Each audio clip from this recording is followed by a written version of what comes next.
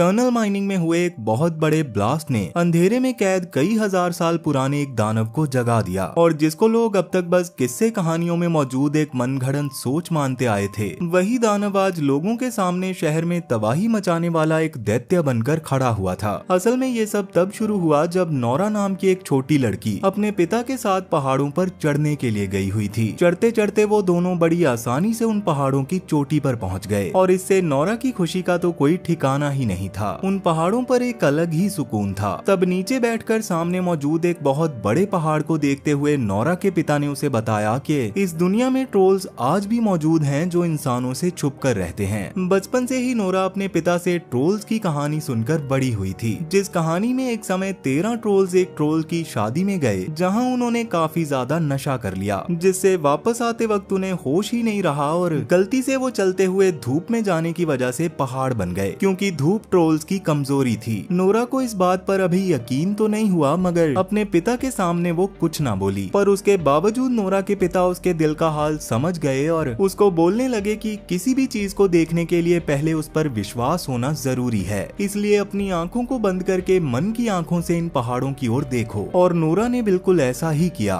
तभी उसको भी पहाड़ों में कुछ हलचल दिखाई दी, जिसे देखकर वो एकदम हैरान रह गई। उसे पहाड़ों में अब ट्रोल का शरीर भी नजर आने लगा था। तब नोरा के पिता ने उसे बताया कि ट्रोल्स के बारे में सिर्फ किस्से कहानियों में ही वर्णन है, लेकिन आज के समय में किसी को भी उन पर भरोसा ना होने की वजह से वो किसी को भी दिखाई नहीं देते। अब इसी तरह से समय बीतता गया और नोरा बड़ी होकर पुरातत्व विभाग में एक खोजकर्ता बन गई। फॉसिल्स को स्टडी करने की चाह लिए वो जगह जगह अपनी टीम के फॉसिल्स को ढूंढती रही, मगर अब तक उसको और उसकी टीम को कोई भी फॉसिल नहीं मिला था। वो सब लोग इस वजह से काफी ज्यादा परेशान थे, क्योंकि अगर ऐसा ही चलता रहा तो जो कंपनी इतने समय से उनके प्रोजेक्ट्स के लिए खर्चा दे रही थी, वो उन्हें खर्चा देना बिल्कुल बंद कर देगी। मगर नोरा किसी भी हाल में हार नहीं मानने वाली। उसका कहना है कि मेरे पिता ने मुझे बस एक कमाल की चीज सिखाई है, और वो है भरोसा करना, और मुझे भरोसा है कि हमें यहाँ पर जरूर एक बढ़िया फॉसिल मिलेगा, इसलिए जब तक मुझे फॉसिल नहीं मिल जाते मैं हार नहीं मानूंगी। और उसके जज्बे को देखकर बाकी सब भी वापस अपने काम पर लग गए, जिसके थोड़ी ही देर बाद उनकी मेहनत रंग लाई और उनके हाथ एक बहुत प्राचीन जानवर का फॉसिल लग गया। नोरा उस फॉसिल को देखकर बहुत खुश थी और उसने अपनी टीम को भी काफी शाबाशी दी। वहीं दूसरी ओर एक शहर के पास मौजूद एक टनल में माइनिंग का काम चल रहा था, लेकिन खुदाई करते करते आगे का रास्ता बंद हो गया, और आगे अब काम करने के लिए उन्हें टनल को बारूद से उड़ाकर आगे का रास्ता खोलना पड़ेगा। काफी लोग माइनिंग इंचार्ज के खिलाफ नारेबाजी भी कर रहे थे, क्योंकि उनके हिसाब से वो पहाड़ जिंदा थे और उन्हें ब्लास्ट करके माइनर्स को उनकी जान नहीं लेनी चाहिए थी। लेकिन माइनिंग इंचार्ज ने उनकी बात नहीं सुनी और पूरी टनल में जगह जगह पर बारूद लगाकर एक बहुत बड़ा ब्लास्ट कर दिया, जिससे टनल के अंदर जाने का रास्ता तो बन गया, पर इस ब्लास्ट के बाद जैसे ही सब लोग टनल के अंदर गए तभी वो टनल हिलने लगी, और ऐसा लगा जैसे जल्दी ही वो माइन ढहने वाली हो, और डर के मारे सभी वर्कर्स बाहर आने लगे। लेकिन वो अपनी जान बचा पाते उससे पहले ही माइन के अंदर एक बहुत बड़ा हाथ दिखाई दिया, जिसको देखकर सब दहशत में आ गए, और अगले ही पल वो माइन पूरी तरह से ढह गई, जिसकी वजह से सब लोग बुरी तरह से डर गए थे।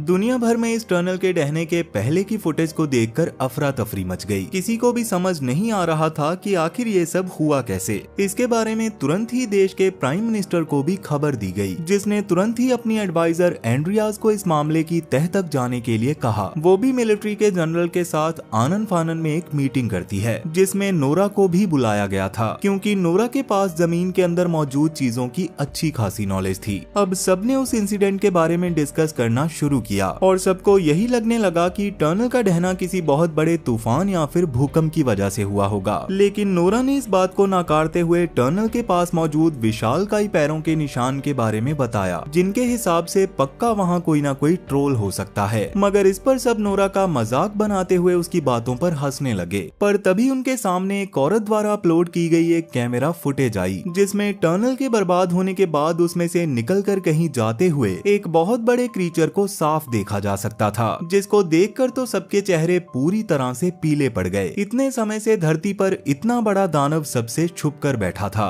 वहीं शहर से दूर पहाड़ों के पास एक बूढ़ा कपल अपने घर में बैठा आराम से नाश्ता कर रहा था, मगर तभी अचानक उनका घर हिलने लगा, जिससे ऐसा लग रहा था जैसे बहुत बुरी तरह से भूकंप आया हो, जिससे घबराकर वो दोनों अपने घर में बने एक तहखाने में चले गए। गए, लेकिन कुछ देर बाद बाहर आने पर वो पूरी तरह से हक्के बक्के रह गए क्योंकि उनका आधा घर पूरी तरह से टूट चुका था और घर के पास काफी बड़े दानव के पैरों के निशान बने हुए थे। इस इंसिडेंट के बाद प्राइम मिनिस्टर का विश्वास नोरा की थ्योरी पर और भी गहरा हो गया और उसने नोरा को इस केस के लिए साइंटिफिक एडवाइजर बनाकर एंड्रियास के साथ उस बूढ़े आदमी के घर के पास भेज दिया। वहां पहुंचने पर नोरा को आर्मी कैप्टन क्रिस मिला, जिसने बताया कि एक बड़ा सा दानव नदी को पार करके आया और उसने इस बूढ़े कपल के घर को तोड़ दिया, जिसके पैरों के निशान काफी जगह बने हुए थे। मगर सबसे चौंकाने वाली बात ये थी कि 3 किलोमीटर के बाद वो निशान अपने आप गायब हो गए। तब नोरा ने भी उत्सुकता जाहिर करते हुए उस दानव के पैरों के निशान को देखा और वो सामने से इतने बड़े पैरों के निशान को देखकर पूरी तरह से दंग रह गई, क्योंकि दानव के पैरों के निशान पर ना तो कोई बायोलॉजिकल सिग्नल थे और ना ही उसका कोई डीएनए था। वहाँ कुछ था तो बस बड़े बड़े पत्थर और कुछ पेड़ पौधे। तब नोरा को अपने पापा की कहानी याद आई और उनके बारे में याद आते ही वो तुरंत उनके पास कैप्टन के साथ जाने लगी, क्योंकि उसके पिता को ट्रोल्स के ऊपर पूरा विश्वास था और इन चीजों को समझाने में वो इनकी बहुत ज्यादा मदद कर सकते थे। अब उनके घर के बाहर पहुंचकर जैसे ही नोरा ने उन्हें आवाज लगाई, वैसे ही गुस्से में भागते हुए वो एक गन लेकर बाहर आ गए। असल में पिछले 20 सालों से वो भी अपने ट्रोल्स को ढूंढने वाली रिसर्च में पूरी तरह से मगन थे, लेकिन ट्रोल्स के न मिलने की वजह से लोग अब तक उन्हें पागल कहने लगे और उन्होंने अपना हुलिया भी वैसा ही कर लिया। तब नोरा ने जैसे तैसे उन्हें शांत करवाया और अपने बारे में बताने के बाद वो ट्रोल के अभी के केस में उनसे मदद मांगने लगी। नोरा के पिता भी उन्हें अपने साथ अपने छोटे से शेड के अंदर ले गए, जहां उन्होंने अपनी की हुई सभी रिसर्चों को दीवारों पर लगाया हुआ था और वहां ट्रोल्स के बारे में हर तरह की जानकारी थी, जैसे कि वो कैसे पैदा होते हैं, वो क्या खाते हैं और कहाँ रहते हैं। सब कुछ नोरा को उसके पिता की रिसर्च में ही मिल चुका था।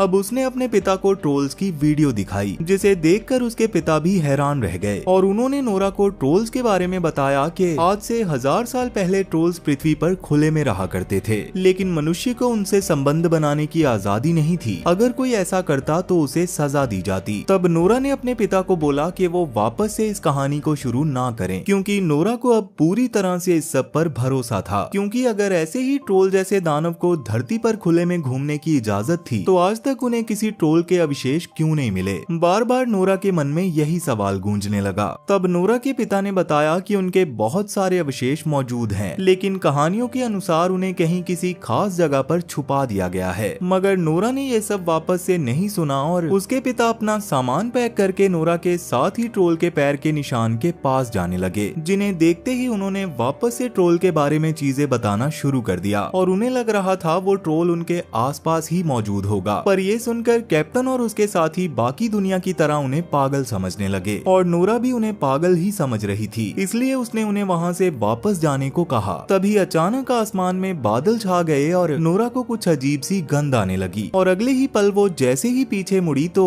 पीछे की चट्टान में उसको एक बहुत बड़ी आंख दिखाई दी, क्योंकि वो चट्टान असल में वही ट्रोल था। उस ट्रोल को देखकर सबकी पूरी तरह से फट चुकी थी, इसलिए सब बस वीडियो बनाकर तुरंत ही वहाँ से भाग खड़े हुए। मिलिट्री ऑफिसर्स खुद इस वीडियो को देखकर हैरान रह गए और उन्हें समझ ही नहीं आ रहा था कि उन्हें उन ट्रोल्स का क्या करना चाहिए, क्योंकि मिलिट्री को ट्रोल एक खतरा लगा जिसे जल्दी से जल्दी खत्म कर देना चाहिए। तब नोरा ने प्राइम मिनिस्टर को रोकने की कोशिश की, क्योंकि उसके मन में इतने पुराने क्रीचर को स्टडी करने की इच्छा थी, मगर प्राइम मिनिस्टर ने इसके लिए साफ इनकार कर दिया, क्योंकि अगर नोरा की रिसर्च होने से पहले ट्रोल को किसी बात पर गुस्सा आ जाता तो वो इंसानों पर हमला कर देता और वो लोग उसके हमले से होने वाले नुकसान को झेल नहीं पाते। उन्होंने नोरा से ये भी कहा कि तुम्हारा काम यहीं पर खत्म हो गया है, तो तुम्हें आगे का काम मिलिट्री पर छोड़कर यहाँ से चले जाना चाहिए और जैसी जरूरत पड़ेगी मिलिट्री वैसा ही एक्शन लेगी। नोरा को इससे काफी ज्यादा बुरा लगा, लेकिन प्राइम मिनिस्टर ने उसके सामने ही ट्रोल को मारने के ऑपरेशन को चालू करने को कह दिया। तब कैप्टन भी अपनी टीम को लेकर ट्रोल खत्म करने की ओर निकलने लगा, लेकिन नोरा ने उसको भी अपने साथ लेकर जाने को कहा, क्योंकि रास्ते में वो कैसे भी कोई ना कोई ऐसा रास्ता निकालने वाली थी जिससे ट्रोल को बिना दिक्कत के शहर के लोगों से दूर जाने का समझा दिया जाए और उसको जान से मारने की जरूरत ही ना पड़े। हालांकि कैप्टन को इसकी कोई इजाजत तो नहीं थी, मगर वो खुद भी ट्रोल को मारना नहीं चाहता था, इसलिए वो नोरा की बात मानकर नोरा, उसके पिता और एंड्रियास को अपने साथ ले गया। ट्रोल के पास जाकर कैप्टन निशाना साधे छुपकर बैठ गया और ट्रोल के आते ही उसने अपने साथियों के साथ ट्रोल पर अंधाधुंध गोलियां बरसाना शुरू कर दिया, जिस जिससे अब फाइनली ट्रोल को भी बहुत ज्यादा गुस्सा आ गया और जवाबी हमले के रूप में उसने कैप्टन के काफी सारे सैनिकों को मार दिया, जिसके बाद वो सच में गुस्से में तबाही मचाने लगा। ट्रोल पर कैप्टन की गोलियों का कोई असर नहीं हो रहा था, जिसे देखकर सब लोग अपनी जान बचाकर वहां से भागने लगे। लेकिन नोरा के पिता चिल्लाते हुए ट्रोल के सामने पहुंच गए और इशारा करते हुए उससे बात करने की कोशिश करने लगे। अब ट्रोल को भी उनकी बात समझ आ रही थी, इसलिए उसने हमला करना बंद कर दिया और नोरा के पिता ने भी आर्मी और बाकी सबसे हमला ना करने को कहा। अब वो ट्रोल भी नोरा के पिता से बात करना चाहता था, लेकिन वो थोड़ा सा नीचे आ पाता उससे पहले ही पीछे से एक टैंक उस पर फायर करने लगा, जिससे ट्रोल को अब और ज्यादा गुस्सा आ गया और उसने नोरा के पिता को लात मारकर दूर फेंक दिया। गुस्से की वजह से ट्रोल ने अब टैंक को भी पूरी तरह से बर्बाद कर दिया था। लेकिन अगले ही पल जब ट्रोल की नजर नोरा के पिता की हालत पर पड़ी तो उसको उनके लिए काफी बुरा लगा। असल में ट्रोल जानबूझकर किसी को नुकसान नहीं पहुंचाना चाहता था, लेकिन अपनी जान बचाने के लिए उसे मजबूरी में हमला करना पड़ा। इसलिए अब ये सब देखने के बाद वो परेशान होकर वहां से चला गया। अब नोरा जब अपने पिता के पास गई तो वो अपनी आखिरी सांसें गिन रहे थे। वो नोरा को कुछ बताना चाहते थे, लेकिन घायल होने की वजह से उनकी आवाज नहीं निकली और वो बस रॉयल पैलेस और घर बोलकर दुनिया को छोड़कर चले गए। उनकी मौत से नोरा पूरी तरह से टूट चुकी थी, क्योंकि उसकी माँ बचपन में ही उसको छोड़कर जा चुकी थी और उसको बचपन से उसके पिता ने ही संभाला था। मगर अब उनका साया भी नोरा पर नहीं रहा। नोरा के मन में इस बात का पछतावा था कि उसने भी हमेशा सारी दुनिया की तरह अपने पिता को पागल ही समझा और उनकी कहानियों पर बिल्कुल भी यकीन नहीं किया। पर अभी वो जाकर अपने पिता की सारी रिसर्च को देखती है, जिसमें उन्होंने काफी सारी बुक्स भी रखी हुई थी, जिनको पढ़कर नोरा को ट्रोल्स के बारे में और भी ज्यादा जानकारी मिली, जिसमें ये भी शामिल था कि पहले के समय में ट्रोल्स बड़े बड़े पत्थरों को चर्च की ओर फेंका करते थे, क्योंकि उन्हें चर्च की बेल की आवाज से दिक्कत होती थी। उतने में ही नोरा के पास क्रिस और एंड्रियास भी आ गए, जो खुद भी उसके पिता की मौत से काफी दुखी थे। मगर नोरा को अब क्रिस से बात करके पता चला कि आर्मी ने अभी भी ट्रोल को खत्म करने के सपने को नहीं छोड़ा है और जल्दी ही वो उस पर बहुत बड़ी एयर स्ट्राइक करेंगे। पर ऐसे होता तो ट्रोल के लिए बहुत बुरी बात होती, इसलिए तुरंत ही नोरा आर्मी के जनरल के पास जाकर उसको ऐसा ना करने के लिए कहने लगी। मगर जब जनरल नहीं माना तो नोरा ने उसको अपने चर्च के घंटों वाले प्लान के बारे में बताया, जिसकी मदद से वो वैसे भी ट्रोल को शहर से दूर रख सकते थे और ट्रोल को सब समझाकर कहीं दूर भेजा जा सकता था। शुरू में प्राइम मिनिस्टर के डायरेक्ट ऑर्डर की वजह से जनरल उसकी बात नहीं मानता, मगर तब नोरा ने उसे याद दिलाया कि पहले इतने बड़े बड़े टैंक से हमला करने के बाद भी ट्रोल को कोई फर्क नहीं पड़ा, यानी कि एयर स्ट्राइक से भी उसे कुछ खास फर्क नहीं पड़ेगा, जबकि वहाँ की जमीन पूरी तरह से बर्बाद हो जाएगी। तब जनरल भी ये बात समझ गया और उसने प्राइम मिनिस्टर से बात करके परमिशन ली और नोरा के प्लान के बारे में सुना, जिसके थोड़ी देर बाद नोरा, क्रिस और एंड्रियास काफी सारे हेलीकॉप्टर्स में बड़ी बड़ी चर्च की घंटियां लटकाकर ट्रोल की ओर बढ़ने लगे, जो अभी एक पास ही की घाटी में जा रहा था। उसके पास पहुंचकर वो हेलीकॉप्टर्स को तेजी से ट्रोल के चारों ओर घुमाने लगे और चर्च की घंटियों की आवाज से सच में ट्रोल को काफी ज्यादा दिक्कत होने लगी। तब उसने भी बेकाबू होकर फिर से तबाही मचाना शुरू कर दिया और एक हेलीकॉप्टर उठाकर दूसरे हेलीकॉप्टर पर दे मारा। मगर जैसे ही उसने हेलीकॉप्टर में मौजूद एक बच्चे को नीचे गिरते देखा, तभी ट्रोल ने सब छोड़कर उसकी जान बचा ली, जिसे देखकर सबकी आंखें फटी की फटी रह गई। और नोरा को ये समझ आ गया था कि ट्रोल असल में किसी को नुकसान नहीं पहुंचाना चाहता। अब इसके अगले ही पल ट्रोल की नजर हेलीकॉप्टर में बैठी नोरा से जा मिली और क्योंकि उसने गलती से नोरा के पिता को मारा था, उस बात का पछतावा उसे अब भी था, इसलिए वो चुपचाप वहाँ से चला गया और नोरा भी सबके साथ वापस से आर्मी बेस पर आ गई। पर क्योंकि काफी लोगों की जान चली गई थी, इसलिए इस न्यूज को हवा पकड़ने में देर नहीं लगी और देश के हर कोने में ये खबर आग की तरह फैल गई। तब प्राइम मिनिस्टर ने नोरा को अपने पास बुलाया और क्योंकि वो अपने मिशन में फेल हो गई थी, इसलिए बिना कुछ सुने प्राइम मिनिस्टर ने उसको डायरेक्ट इस केस से निकाल दिया और उसे इस मामले से पूरी तरह से दूर रहने को कहा। नोरा को इस बात से काफी बुरा लगा, मगर अभी मुंह लटकाकर वो वापस से बाहर आ गई, जहां क्रिस ने उसको समझाया कि उन्होंने अपनी तरफ से पूरी कोशिश की, इसलिए जो भी हुआ इसमें नोरा की कोई गलती नहीं है। वहीं अगली मीटिंग में सबने ये डिसाइड किया कि शहर के लोगों को शहर से दूर ले जाकर ट्रोल पर मिसाइल से हमला किया जाएगा, लेकिन एंड्रियास इस बात से सहमत नहीं होता। मगर प्राइम मिनिस्टर उसकी कोई बात सुनने को तैयार ही नहीं थी और गुस्से में उसने एंड्रियास को भी मीटिंग रूम से बाहर जाने को कहा, जिससे एंड्रियास को बिल्कुल भी अच्छा नहीं लगा और उसने तुरंत ही अपनी जॉब से रिजाइन कर दिया।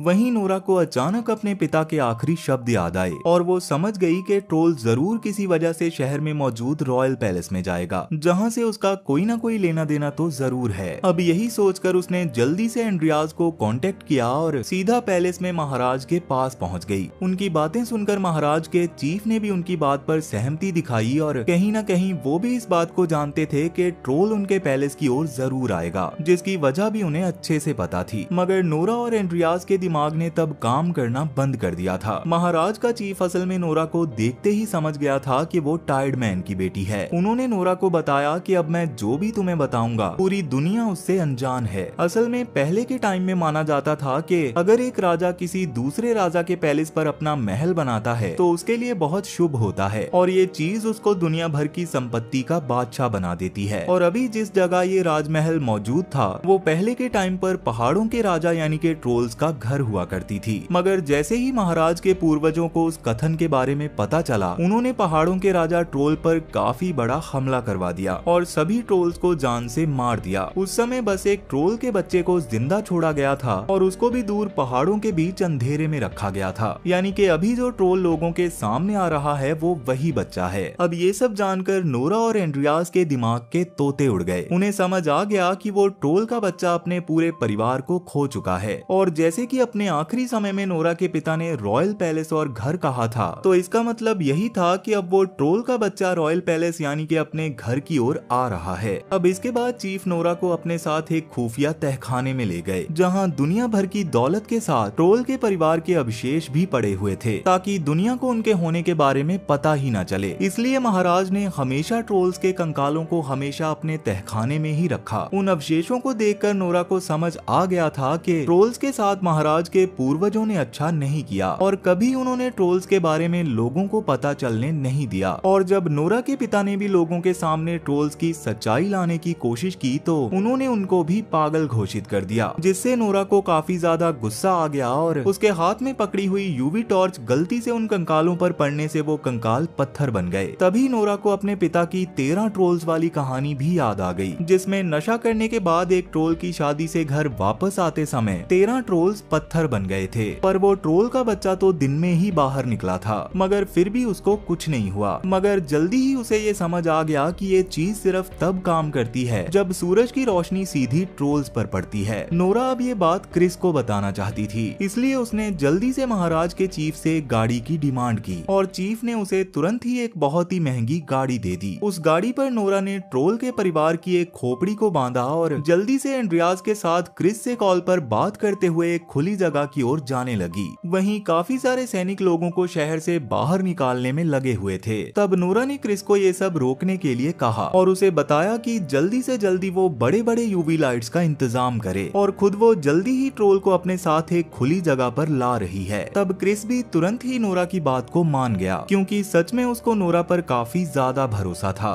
वहीं नोरा ट्रोल की खोपड़ी को लेकर उस ट्रोल के पास पहुंच गई और खोपड़ी दिखाकर उसको उकसाते हुए अपने पीछे लेकर आने लगी। अपने परिवार के अवशेष को इस तरह से देखकर ट्रोल भी गुस्से से भर गया और भागते हुए नोरा की कार की ओर आने लगा। मगर रास्ते में काफी ज्यादा मोड़ थे, इसलिए जैसे ही नोरा ने अपनी कार मोड़ी वैसे ही वो खोपड़ी जमीन पर गिर गई और ट्रोल ने उसे उठा लिया। वो समझ गया था कि इंसान उसके परिवार का खात्मा कर चुके हैं। इस चीज ने उसको पूरी तरह से गुस्से से भर दिया और वो पागलों की तरह चारों ओर तबाही मचाते हुए नोरा की कार पर हमला करने लगा। पर तभी वो समय आ जाता है जब ट्रोल पर मिसाइल से हमला किया जाएगा। नोरा इससे काफी ज्यादा परेशान हो गई थी, जो देखकर एंड्रियास को बिल्कुल भी अच्छा नहीं लगा और उसने तुरंत ही अपनी एक दोस्त को डिफेंस डिपार्टमेंट में फोन लगाया और उसे मिसाइल के कोड को हैक करने को कहा, ताकि फायर करने पर वो मिसाइल फायर ना हो। पहले तो उस लड़की ने ऐसा करने से मना किया, मगर बाद में वो ये करने के लिए मान गई और इसमें सफल भी हो गई। अब तक क्रिस ने भी नोरा के कहे अनुसार यूवी लाइट्स का इंतजाम कर लिया था, जिसके बाद नोरा ने भी ट्रोल को उन यूवी लाइट्स में ले जाकर खड़ा कर दिया। यूवी लाइट्स के चालू होते ही ट्रोल को तकलीफ होने लगी और वो जमने लगा। मगर ट्रोल की ये हालत देखकर नोरा को अच्छा नहीं लग रहा था, इसलिए उसने खुद ही जाकर वो सारा सिस्टम बंद करवा दिया। नोरा सीधे अब उस ट्रोल से बात करना चाहती थी, इसलिए उसने सबको निर्देश दिए कि कोई भी ट्रोल पर फायर नहीं करेगा। अब इसके बाद वो ट्रोल के सामने गई और अपने पिता की तरह ट्रोल से बात करने लगी। उसने ट्रोल को समझाया कि उसे किसी भी हाल में शहर से दूर जाना होगा, वरना आर्मी वाले उसको जान से मार देंगे। वो ट्रोल भी किसी को नुकसान पहुंचाना नहीं चाहता था और अभी नोरा की मदद की वजह से उसका गुस्सा भी शांत हो चुका था। नोरा को भी ये समझ आ गया था कि ट्रोल्स भी नेचर का ही एक हिस्सा हैं और इंसानों को उनसे कभी खतरा नहीं था, पर उसके बावजूद इंसानों ने अपने लालच में आकर उन्हें पूरी तरह से खत्म कर दिया। अब वो ट्रोल वहाँ से जा ही रहा था कि तभी अचानक से सूरज निकल आया, जिससे वो ट्रोल चट्टान बनकर जमीन पर गिरकर छोटे छोटे पत्थरों में बिखर गया, जिसे देखकर नोरा और बाकी सबके रोंगटे खड़े हो गए। उन्हें उसके लिए काफी बुरा लग रहा था, मगर खतरा टल जाने से प्राइम मिनिस्टर काफी खुश थी। तब उसने तुरंत नोरा के पास आकर उसको शाबाशी दी, लेकिन नोरा ने उसकी बात पर ज्यादा गौर नहीं किया। प्राइम मिनिस्टर ने नोरा के पिता और उनकी रिसर्च को भी सही बताया और नोरा से माफी मांगी। अब इस सब के बाद नोरा दुनिया में मौजूद और भी अनदेखे रहस्यों को खोजना चाहती थी, इसलिए वो वहाँ से जाने लगी। तब एंड्रियाज ने उसको रोका और अपने प्यार का इजहार करते हुए उसके साथ जाने का फैसला किया। एंड्रियाज ने तब नोरा से पूछा कि क्या किसी और जगह पर ट्रोल्स अब भी मौजूद होंगे, जिस पर नोरा ने बस इतना कहा कि कहीं ना कहीं तो वो जरूर होंगे, लेकिन उन्हें देखने के लिए पहले तुम्हें उन पर भरोसा करना होगा। पर आपको क्या लगता है, ऐसे दानव सच में हमारी दुनिया में होते हैं? मुझे कमेंट करके जरूर बताना, क्योंकि ये कहानी यहीं पर खत्म हो चुकी है। तो वीडियो पसंद आई हो तो वीडियो को लाइक जरूर करना, और अगर तुम्हें ऐसी वीडियोस देखना पसंद है तो जल्दी से इस चैनल को सब्सक्राइब कर लो, क्योंकि मैं अक्सर आपके लिए ऐसी इंटरेस्टिंग वीडियोस लाता रहता हूँ। तो चलो, मैं अब आपसे मिलूंगा ऐसी ही एक और इंटरेस्टिंग वीडियो के साथ, और तब तक के लिए tata bye bye, Radhe Radhe.